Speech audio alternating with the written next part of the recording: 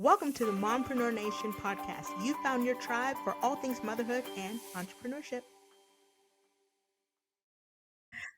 Hello, everyone, and welcome back to our podcast or vodcast, whatever you want to call it. I am here today with Cara Couvillion. Hi. She is an entrepreneur, mompreneur, and she is the owner of The Authentic, a clothing line, and also the co-owner of the Couv Group. Pretty amazing next generation real estate. Like that, got it. Most importantly, she is the wife of Stephen Couvillion and mom Proudly. to Ruby and Indy. Welcome, Sarah. Thank you. Thank you for having me. I'm so excited. I'm so excited that you're here. Yes. So tell me a bit about you and the business. So my name's Cara, as she said. I started The Authentic Clothing back in 2022. And it started really just because I was at home with my baby girl, Ruby. And as she said, my husband owns the Couv Group, which is a real estate group here in Baton Rouge. And while I helped him a lot and continue to do so, I wanted something of my own. And I felt like I've always been in the creative realm, and I've loved clothing, I've loved fashion, and putting my own twist on certain things. And so I had this random idea to start an online boutique back in 2022, or actually 2021. And then kind of just started doing it and then fell in love with it. And then we launched in March of 2022. And it's been the most fun. It's been very stretching for me, very hard at times. Right now, currently on a break from it because we'll get into why. But when I first started it, I told Stephen, I was like, this is so much fun, like so much fun. So I actually launched it the day I found out I was pregnant with our second child, same day. So it's kind of been a whirlwind since literally the day we launched. But again, it's so much fun. I love it. I love seeing people confident in the clothes that I pick out and loving the things that I pick out, especially moms. So yeah, it's been really fun, and I'm hoping to grow it and continue it in the future. But right now we're on a break. So We're on a break. So let's talk quickly about that break. let's talk about it. Let's get into that, because I think it's kind of important. So you find out that you're pregnant, same day you launch your business. I mean, not at all overwhelming in itself, right? Not at But all. that's actually the beginning of the overwhelm. So walk us through that process of finding out you're pregnant and your visits and all things. Yeah, so found out I was pregnant back in March, and everything was fine. I was sick as a dog, but I was totally fine.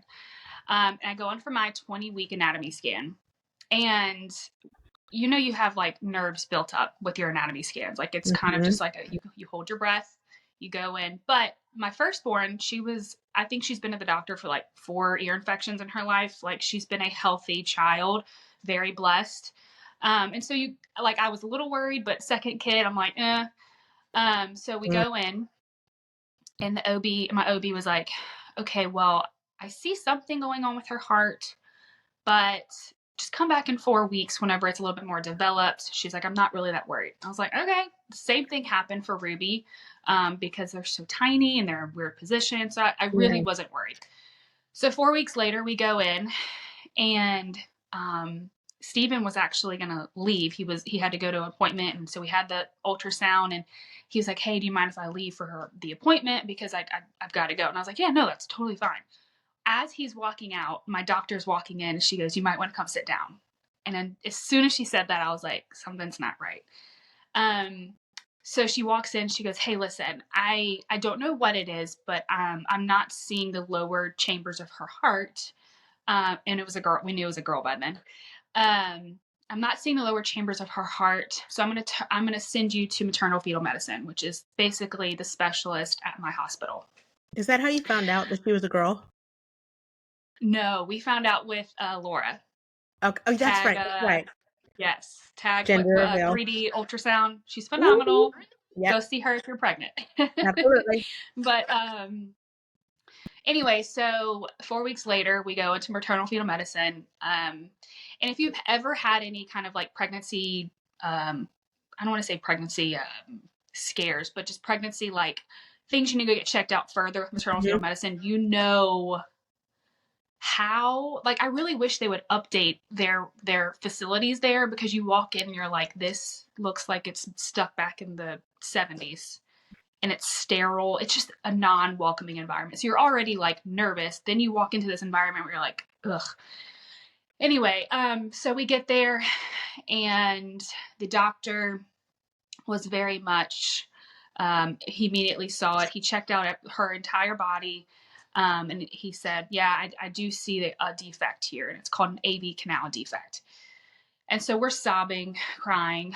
And as he says this, he says, but I want you to know, with this defect, there is a 30% chance that she could have Down syndrome, which that was never on our radar, of course. And so when he said those words, it was kind of like, you know, whenever somebody tells you something and everything else goes black, and you kind of have like tunnel vision and like tunnel hearing, to where it's like, you can't really hear anything else he's saying. Like, I remember nurses coming in after and talking to me, but I literally have no idea.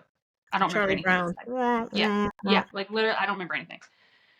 So he was like, I would highly suggest getting genetic testing to see and confirm, you know, what's going on here.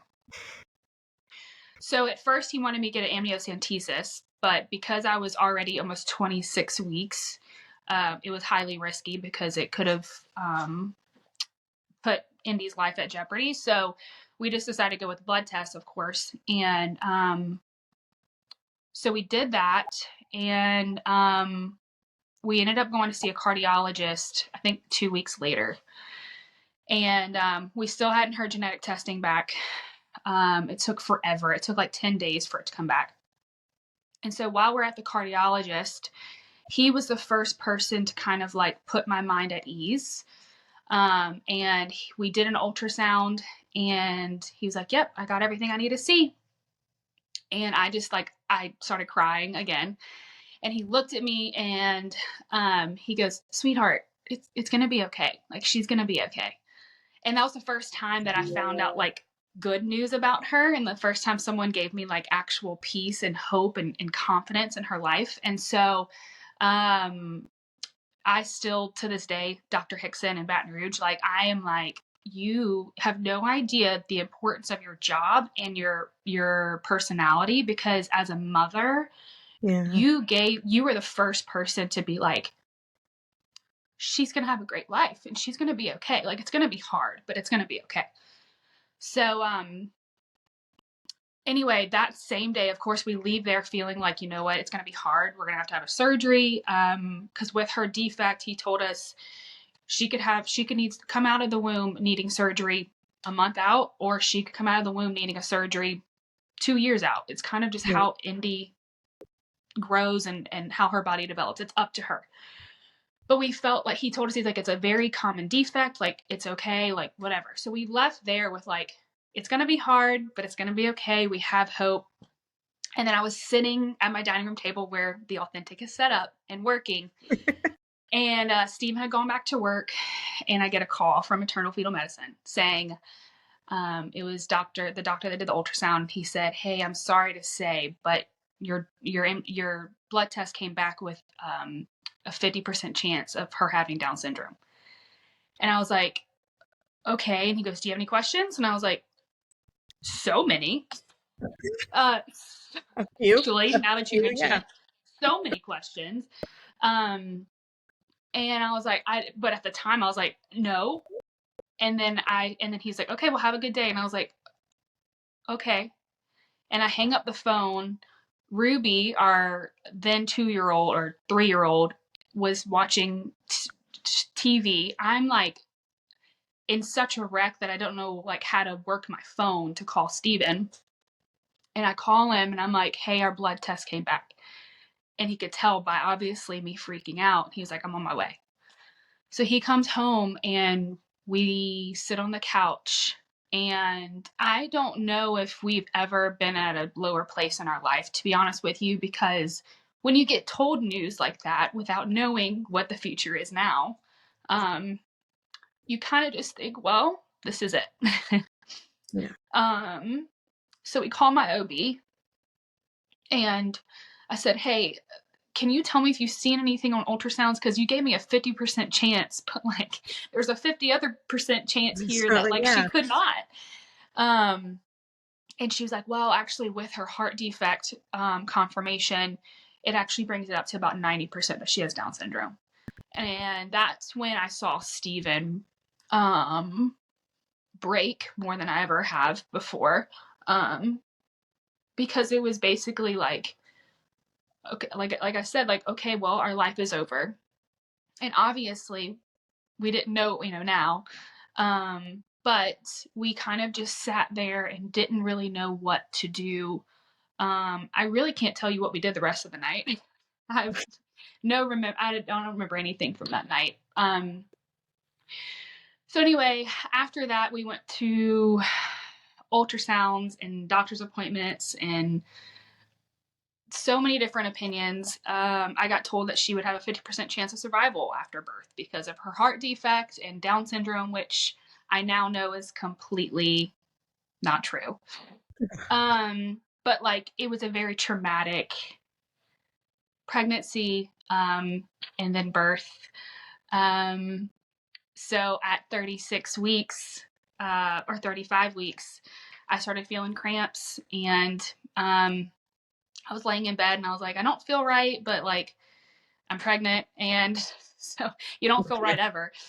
And my mom was out of town. She was in Florida. Steven's mom was out of town. Yeah. And Steven took Ruby to the park so I could rest. And I started bleeding. And I called my mom and she's like, why don't you just go to the doctor? Because if you're in labor, like I need to come home. So does Miss Ann. And so you need to go to the doctor to see what's going on. And so as I'm getting up to the doctor, all three of us, me, Steven, and Ruby, get in the car. And we go to the hospital. And as I'm moving around, I'm like, okay, this is labor. Like the contractions are real. Yeah, This yeah. is labor. And so I get to the hospital. Steven and Ruby are in the waiting room.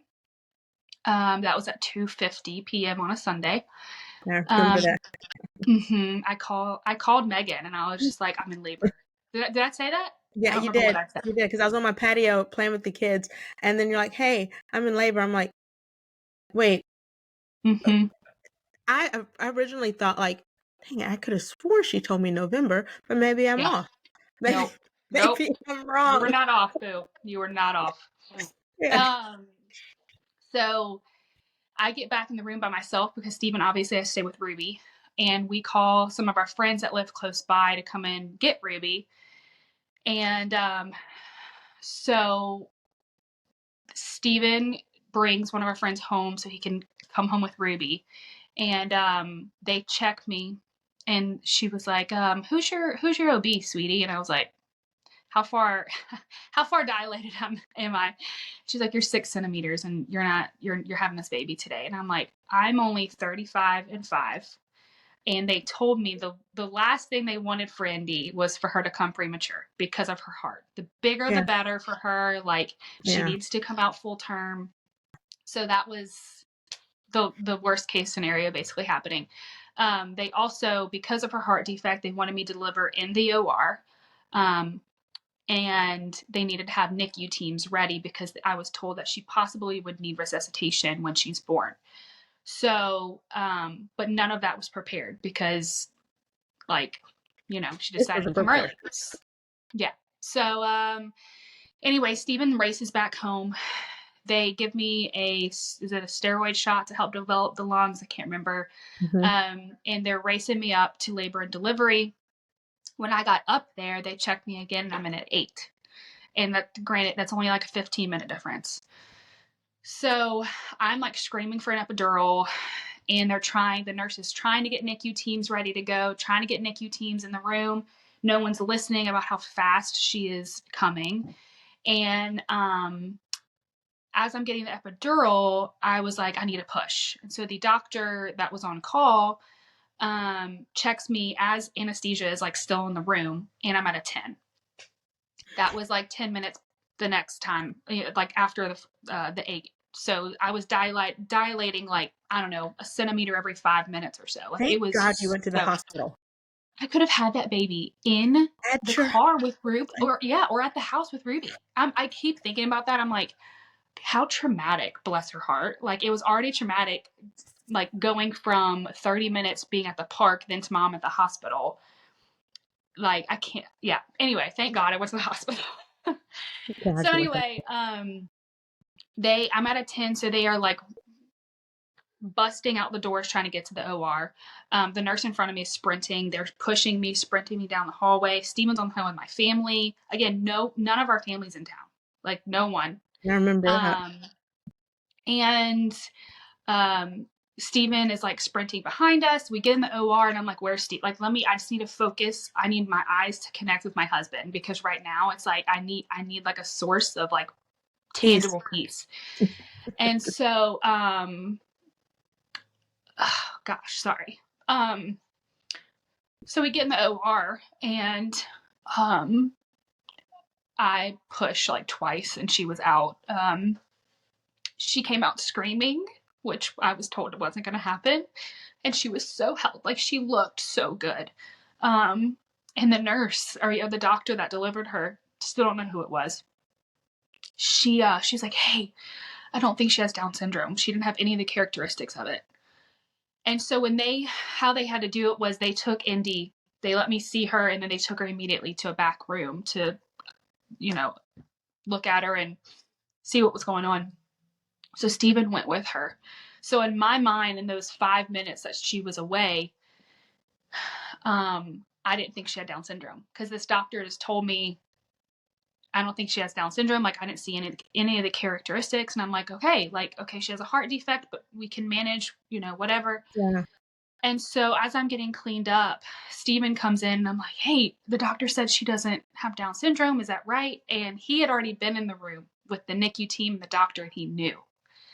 And he still tells me this is one of his biggest regrets, because he didn't tell me. He just said, yeah, babe. And he told me, he's like, but I didn't have the heart to break that news to you and bring, like, I hate saying like the worst news of our lives, because she's the best. Like now, like we know what joy she is now, but like he's like, I didn't want to be that person for you.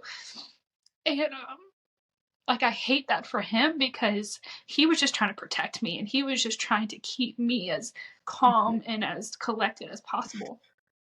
And so he went back to be with Indy. I'm still laying there, and the NICU doctor comes in and he's like, hey, she is one sassy little girl, which we very much know now. He goes, but I do think she has trisomy 21. And at that point, Steven grabbed my face and he goes, look at me. He goes, doctor's still talking. He goes, we are going to have a wonderful life. He goes, I don't care what it looks like. He's like, it's going to be wonderful no matter what. Mm-hmm. And so I don't remember him saying any of that. That's what he told me that he said, because again, tunnel vision, like everything like black. But that's what he told me. He said to me. And so after that, he was like, do you want to meet her? Do you want to hold her? And I was like, yeah, I'd love to. And so they pushed me into the room where she was, and she wasn't on oxygen. Like she was just a baby, and she was perfect. She was so tiny. But as soon as I saw her, I saw Down syndrome, and it scared the living mess out of me. Like it was terrifying. And so I held her, and it was the weirdest moment, because in one side it was my baby and a gift from the Lord, perfectly crafted by his hand. And then on the other hand, I'm like, what am I going to do? Like, how are we supposed to do this? And it was just the oddest, most like peaceful, because we had been in this turmoil for 8 months. Like oddest moment ever. So they take her up to NICU. I go back to my room to recovery, and my dad is there in my room. And Stephen called him beforehand to tell him so I wouldn't have to. And he told me, he goes, "Hey, we're gonna do this. We're gonna do it as a family, and we've got y'all." And so we sat there, and then your brother walked in, bless his soul. Probably most awkward thing for him in his life. Okay, like I am still numb from an epidural. My dad is there. He brings Krispy Kreme donuts, and he's just sitting there.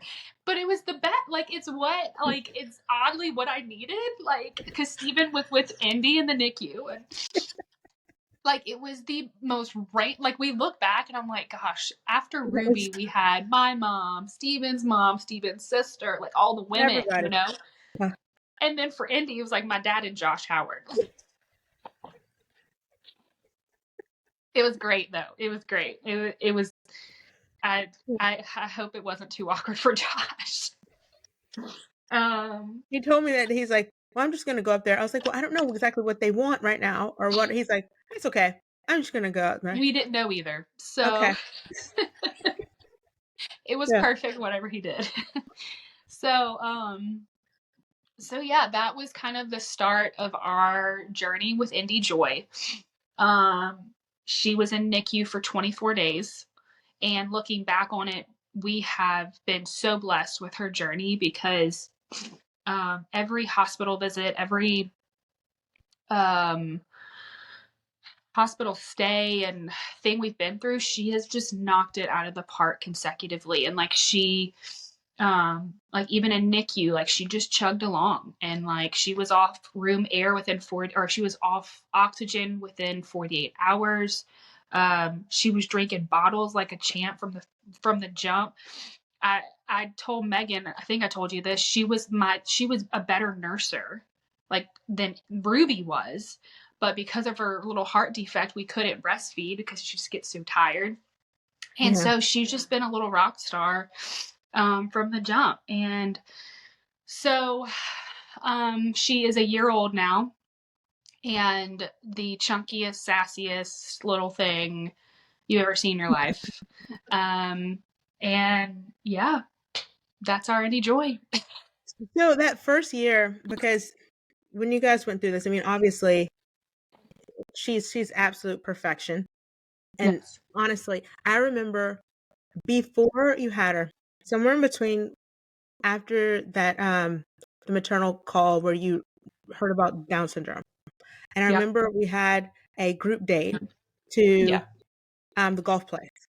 Top golf. Yes. We went Top golf. Yes. And we psyched the boys out and bought them shirts and didn't tell them they were all matching. That was awesome. Great time.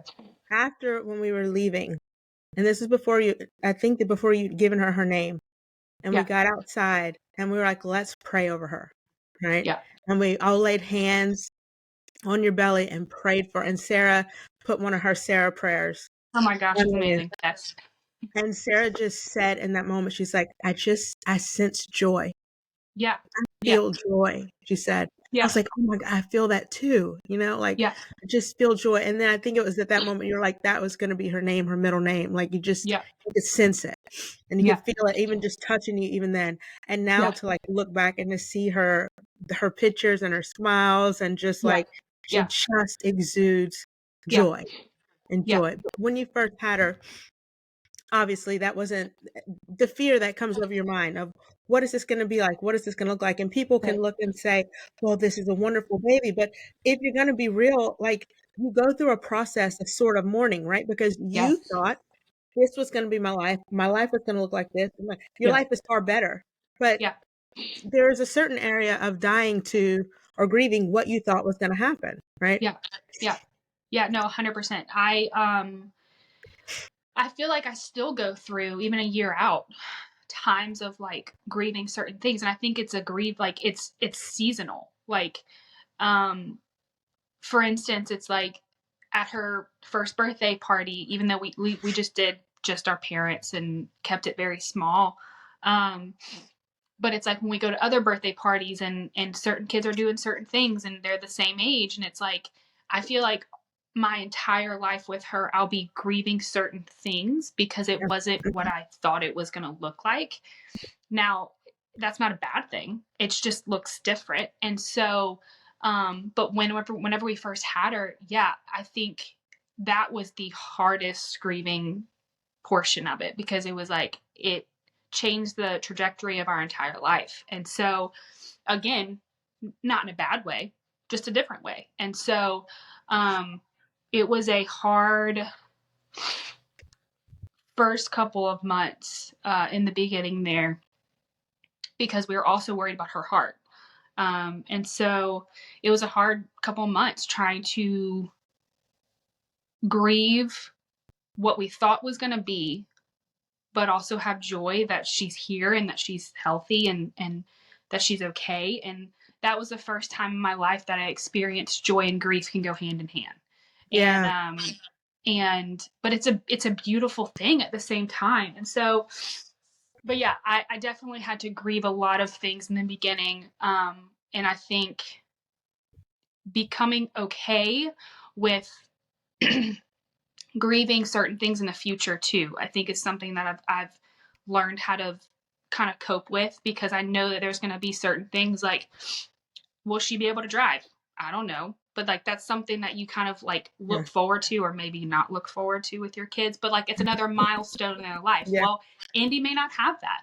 Will she go to college? Will she do certain things? I don't know.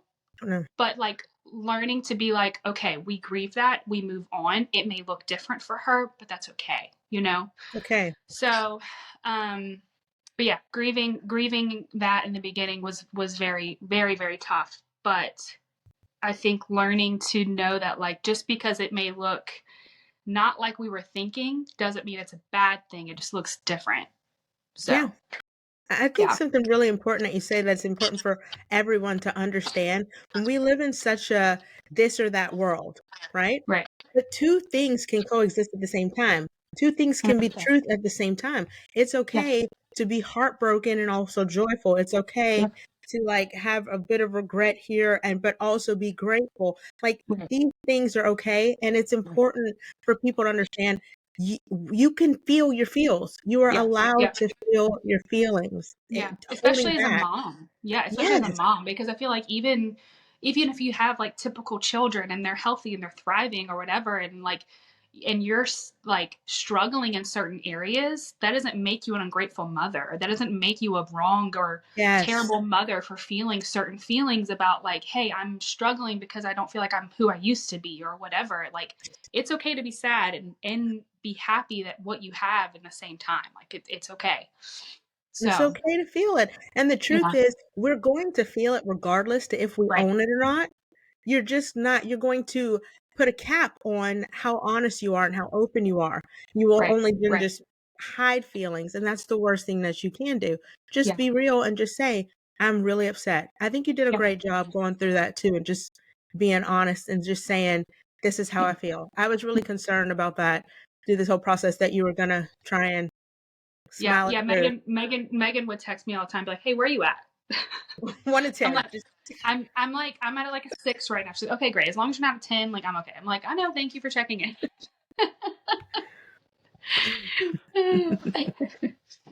So thank Yeah. you for that.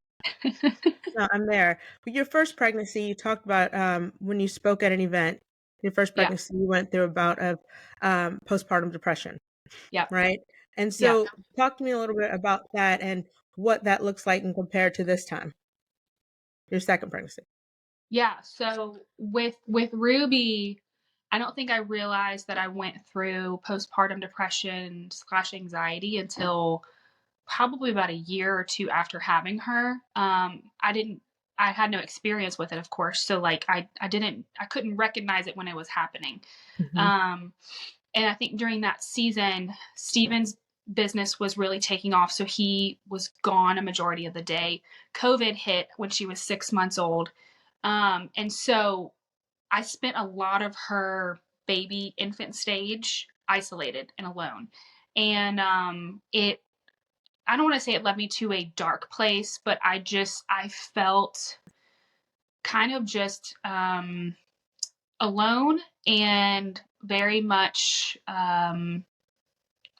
like stuck in a situation where I felt like I'm not I'm not who I used to be, but I also don't know where my life as a mom is going, like as far as our like Yeah. where I'm supposed to be. So I felt it was kind of stuck, and it just led me to a place of kind of losing myself in that process. And like I said, it wasn't until Ruby was around 2 that I really started feeling like, okay, this is our new normal. Like, I'm a mom.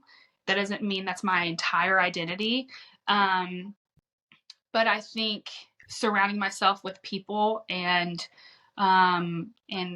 friends that kind of went through the same thing and could identify it too, helped me a ton.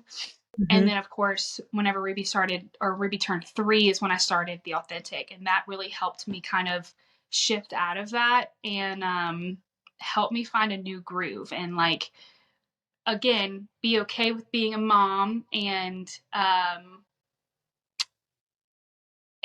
that journey, but also having something of my own that I could, like, okay, this is Cara. This is, outside of being Ruby's mom and Steven's wife too. So, Yes. but yeah. And then as far as with Indy, it was kind of to the 10th degree almost. Yeah. Because when she was born, of course we had to grieve this whole new life that we were going through and gonna take on. But also she had a heart defect, and we knew she was gonna have to have open heart surgery at 6 months old. And so it was a whole new level. Like, I tell people all the time, I didn't know anxiety really until Indy was born. And, like, I thought I had anxiety when Ruby was born, but, like, I didn't know, like, I truly didn't know what anxiety was until Indy was born. So, that was a whole new level and something I'm still battling with today, because this whole journey with her is totally new. And, like, no one gives you a playbook for it. No one gives you here's how to do it. Here's what, and so, with Indy, it's been, and still is, very a daily thing I have to walk through with her. Something that we work through in therapy is every day I have to just surrender my kids to the Lord, because ultimately they are not mine. They're a gift from Him for a temporary for a temporary time, and I can't control much at all when it comes to them. And so, I literally every day I'm like, Lord, they're yours. You can protect them more than I ever could. Yeah. And this anxiety, this fear, and even depression, I surrender it to you, because it's like, what am I going to do with it? Like, so I think with Indy, it's the postpartum depression and anxiety has just kind of been taken to a whole new level with her, but hers is more out of a place of fear, and not really knowing how to navigate certain things. But as, like, surrendering her and surrendering Ruby on a daily basis has helped me so much, and helped me tremendously to know that, like, I can't, like, this is so far out of my control. Like, there's so much peace knowing that, like, I can't do anything. Like, I can feed them, I can make sure, like, I take care of them, but what happens in the future is out of my control. I can't do anything. I cannot do anything. So that has helped me tremendously this time. Yeah. We've both known the Lord a long time, Mm-hmm. and you can say, I trust God, Yeah. Oh yeah. and everything. But when you become a mom, there is just a different level of I trust God, because when you look at it, when you think about, like, your finances, and I'm not saying it's not tough to trust God with finances, because it is, right? But if I want to like say, you know what, I'm going to take things into my own hands. I'm going to run down the street. I'm going to go get a job, or I'm going to get some stuff in my house and sell it. I can somewhat still have somewhat control, right? Yeah. Or Right. even if like I've got a cold or something, I can go get some medicine. I can control it.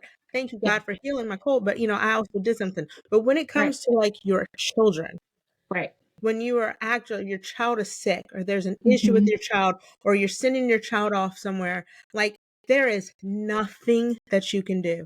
There is Yeah. nothing, there's no ounce of control Yeah. that you can have. There's Yeah. nothing that you can add to it. And that Yeah. level of vulnerability is just, Right. And, it and can and be truly, like, precious. and like I felt that in such a tangible way on the day of her surgery, because Yeah. I physically handed her over to strangers, and they were taking her to stop her heart and fix it. And there was literally, I was sitting in a hotel room, just sitting there, like sitting there while they're working on my baby, and I'm like, this, like, it is so far out of my control. All I can do is like, it is trust, obviously, but like it's just, we have no control. Someone told me the other day, and like, it's kind of sad, but she said one of her friends had a baby, her first, and her dad walked in the room to meet the baby after the baby was born, and he looked at her and he goes, honey, I'm so excited for you, but I'm also very sad. And she was like, what? And she goes, because today is the day that you never stop worrying. And I was like, okay, well, that's so true though. Like, it's so Never. true about your kids. And it's like, no matter how much trust I feel, it's like I still, as a mother, like my heart aches for my kids sometimes, because it's like I just worry so much. So yeah. Yeah. You never. I remember the day of Josh's accident. I remember and I have trackers on all of everybody, including Yes. you. Yeah. Yeah. Yeah. I'm thankful for it. Thankful. See, exactly. You're not going to be my friend and get abducted. It's just not going to happen. I'm going to Yeah, find exactly. you. But Exactly. anyway, They don't want me. I'm um, crazy. Josh, Josh is on it too. Was on it at that point, and he got in the accident. And I remember the toughest part about the accident and the situation was knowing that there was not one thing that I could have done. Yeah. Yeah. Nothing. I couldn't have Yeah. stopped it. I couldn't have Yeah. tracked him and found him. There was nothing that I could have done to Yeah. stop the situation, to help a situation, Yeah. nothing.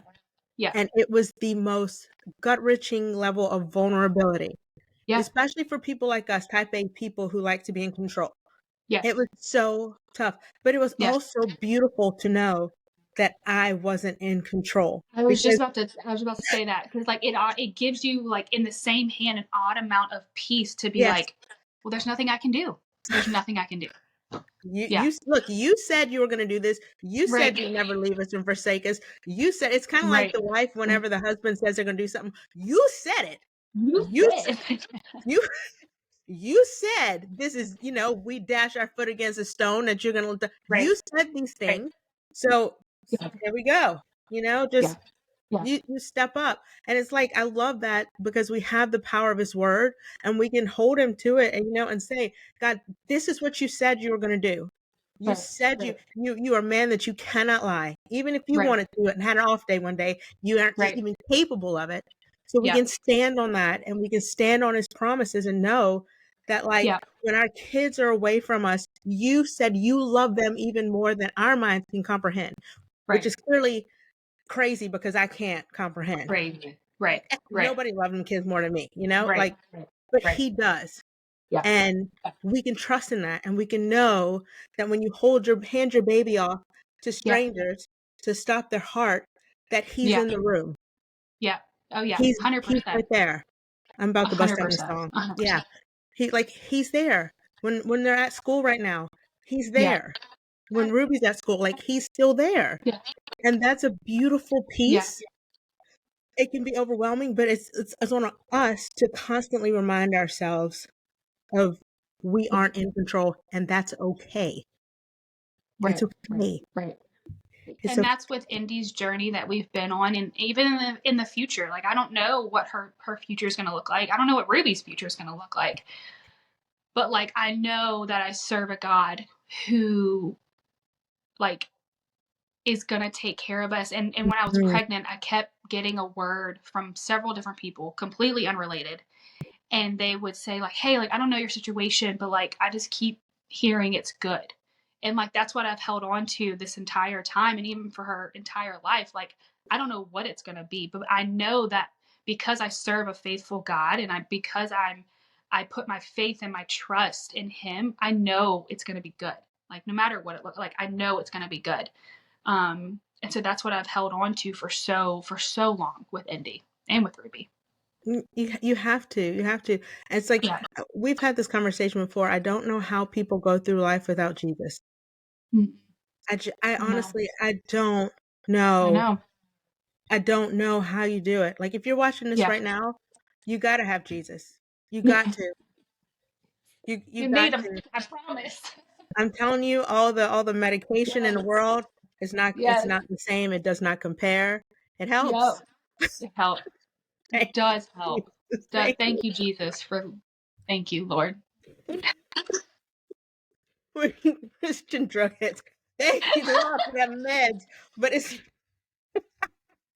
it's not the same. It is No. not the same. No. Like, No. you just gotta have Jesus. You gotta Yes. just call on him. And I Yes. love that. I love watching y'all's journey. And Yeah. just We are a part of our journey. So yes. Yes. oh, I love being a You are. part of this beautiful story and this beautiful Yes. journey. And I mean, I love that God brought us together because we've been friends for a long time, but it doesn't seem like friends. It's more than friends, you know? But I'm not going to show up on your ancestor DNA chart, you know, like your tree, but it's Yeah. like, it's family. Pretty close. Like, Yeah. Yeah. it's It's that, pretty. like, we're not going to share an organ or anything, but it's Right. essentially Right. family. But I mean, I love that. I love for y'all. I love how Ruby loved her sister. It's Oh my just, gosh, they're best friends. They are best friends. And Indy's like active now and moving around. And so it's like now I'll find them together, like laying on the floor or sitting up playing with toys. And I'm like, oh my gosh.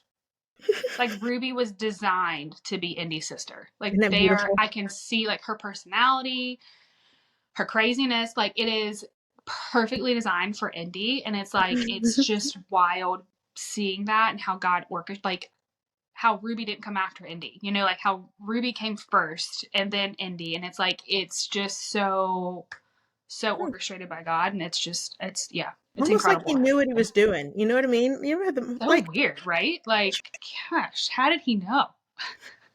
Did you know what you were doing? Did you? Did you Oh know what my you were doing? gosh! There? It's I almost know. like you just planned this yourself. Right. So It, odd. So odd.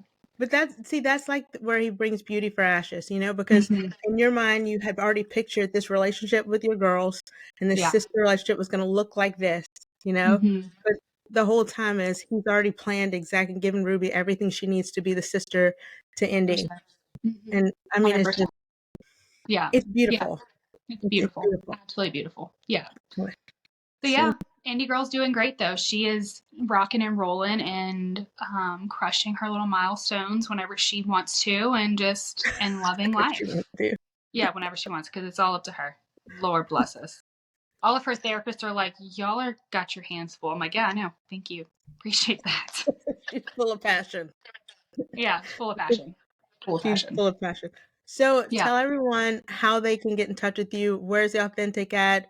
What can Yeah, we so expect? like I said, Indy's in therapy right now, sometimes 4 days a week. And so by the time I'm done with therapy with her, pick up Ruby from school, the amount of energy I just know right now is supposed to be going to my girls like full heartedly. And I'm blessed Yes. enough to not have to work. And so Steven works so incredibly hard for our family. And we're so blessed that I don't have to run the authentic. And so right now, I know it's a season of just pouring into my girls, and it makes me sad because joy and grief can go at the same hand in hand. Yes, they Um, can. Yes, they can. it makes me sad because I love the authentic so much. I just know for my mental sanity and for my girls running it right now, it's not going to work because the amount of energy and time that I have to pour into Indy and Ruby right now. And so right now you can still buy everything online. If you order something, I'll still send it out, of course, but buying new clothing, because in retail, it's fast. So if I'm not producing things quickly, I'm kind of just going to get overshadowed by other boutiques because it moves so fast. So you can still order everything. Authentic.clothing is my website. Authentic Clothing on Instagram. And yeah, you can still order everything. It's just, they ain't nothing new right now, so Ain't nothing new. Ain't one nothing new. day we're gonna get back there. We will. It's a season. It's a season. Yes, just a It's all. season. Just a I love season. that. I love that. That's what being a mompreneur is. It's just Yeah. it's still being the boss that you are, but it's also Yeah. prioritizing your family, which is your Yeah. first ministry. Yeah, absolutely. Absolutely. So And it's a beautiful thing. they are taking my time, but they are rightfully so supposed to be taking my time right now. So They are. yeah, we will get back the authentic. I will bring it back full swing one day. It's just not right now. It's just never know, and that's okay. Yeah. Yeah. Two things can exist. Yes. I love that. Yes. Yeah. Oh, Cara, thank you so much for talking to us. Thank you so much for your time. If you could think of anything to say to a mom right now who might be going through what you were going through, what would you tell them? Gosh, I just want to sob right now. I would say first off, congratulations, because I didn't get that. Your baby is going to bring you so much joy and so much fulfillment in life and a perspective that you didn't even know that you needed. And even just, yeah. But also just know that it's going to be better than it is right now. It will get so much better and so much just, you'll be able to breathe. That was actually my word for this year is breathe, because last year I didn't. And so, yeah, it will get so much better than it is right now. And luckily, if you're listening in Baton Rouge, we have a wonderful community here in Baton Rouge, for a Down syndrome awareness group here that will literally surround you and engulf you in love.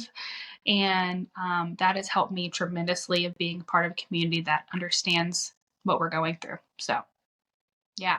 Yes. I love that. I love that. And grab Jesus. Grab him. Please grab hold him. on to him. Just hold on to him. Yes. Please grab him and just squeeze. Just squeeze. Yeah. Yeah. Anyway. Yeah. Well, thank you so much, Cara. Thank you for sharing with us. Thank you for your story. And thank you, God, for all the wonderful things that you have done in their life and Yes. continue Thank you, to do Lord. in their lives. Love it. Yes.